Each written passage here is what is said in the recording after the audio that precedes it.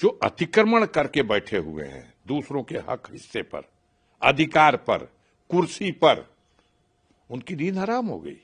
दे दो केशव मौर्य को कुर्सी, दे दो केशव मौर्य की वो कुर्सी उसको। वही तो था उत्तर प्रदेश का अध्यक्ष। उन्हें आभास हो गया था कि हम लड़के अपने लोगों को लड़ा के नहीं जीत सकते। जाति के आधार पर जनगणना करा दीजिए, जाति आधारित जनगणना करवा दीजिए, जिससे पता चले कि देश में किस जाति के लोगों की कितनी आबादी है।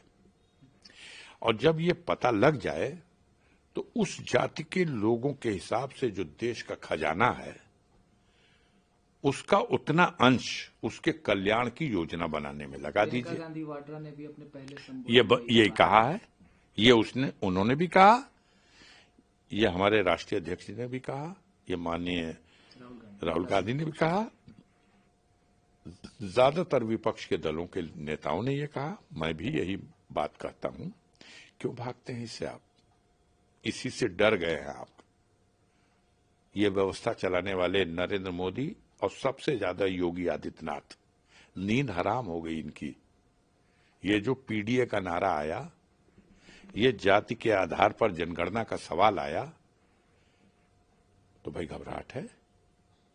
जो अतिक्रमण करके बैठे हुए हैं दूसरों के हक हिस्से पर, अधिकार पर, कुर्सी पर, उनकी नींद हराम हो गई।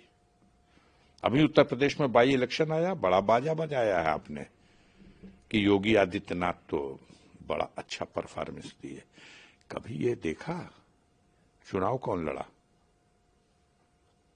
कैंडिडेट कौन था? सिलेंडर था, भारतीय जनता पार्टी का सिलेंडर, योगी आदित्यनाथ का सिलेंडर। पीडीए के लोगों को ही टिकट दे दिया। उन्हें आभास हो गया था कि हम लड़के अपने लोगों को लड़ा के नहीं जीत सकते, तो सुपुर्द कर दिया।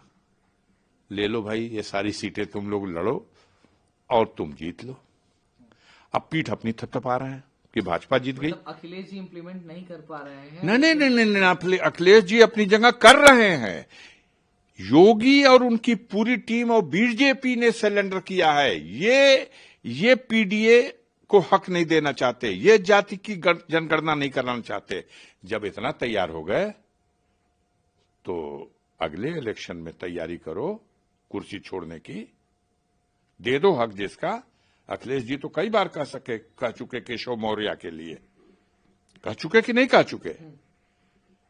तो दे दो केशव मौर्य को, दे दो केशव मौर्य को कुर्सी, दे दो केशव मौर्य की वो कुर्सी उसको।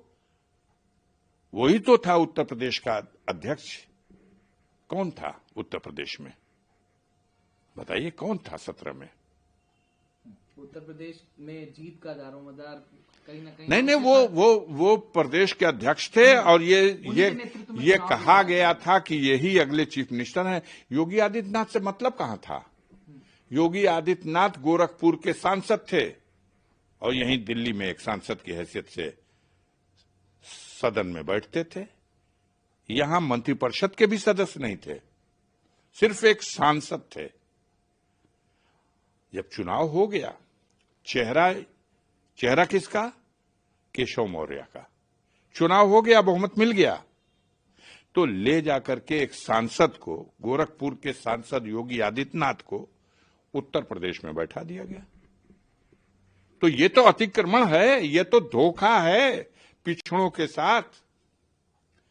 अब से भी माननीय अखिलेश यादव जी ने जो पीडीए का नारा दिया, जो जाति के आधार पर जनगणना का नारा दिया, उसके पीछे मकसद क्या है? मकसद यह है कि जिसकी जितनी संख्या भारी उतनी उसकी हिस्सेदारी।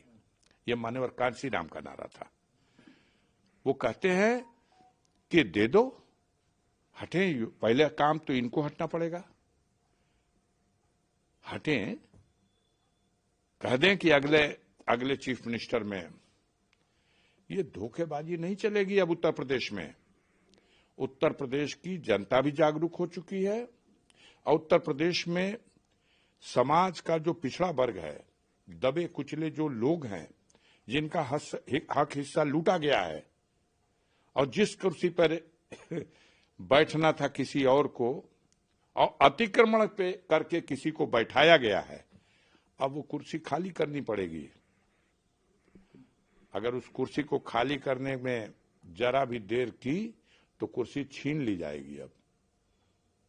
अब जनता आपकी 2027 में आपकी ये तानाशाही नहीं चलने देगी। आप जातिगत जनगणना कराइए, आप पीडीए के लोगों को सत्ता सौंपिए, चलिए।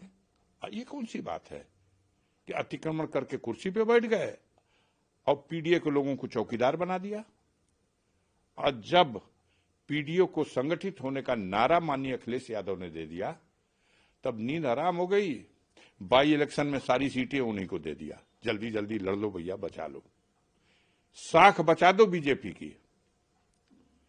लेकिन ये मंत्र समझ चुका है, उत्तर प्रदेश की जनता समझ चुकी है, किसान समझ चुका है, पिछड़ा वर्ग समझ चुका है, दलित समझ चुका है, समाज के अगड़े वर्ग में जो बुद्धिजीवी अच्छे लोग हैं वो सब समझ चुके हैं।